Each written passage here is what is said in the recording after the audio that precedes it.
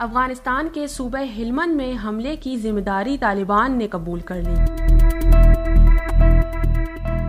अफगान तालिबान ने आज पीर को सूबे हेलमंद में एक अस्करी मरकज पर हमले की जिम्मेदारी कबूल कर ली। तालिबान के तर्जुमान कारी यूसुफ अहमदी के मुताबिक इस कार्रवाई में दुश्मन के कई दर्जन अफराद मारे गए थे। ये वाकया इतवार की शब पेश आया था। हमले के वक्त इस अस्करी तंसीब में अफगान फौज और खुफिया इदारे के तकरीबन 150 अरकान मौजूद थे। नौशीन, sportstory.news।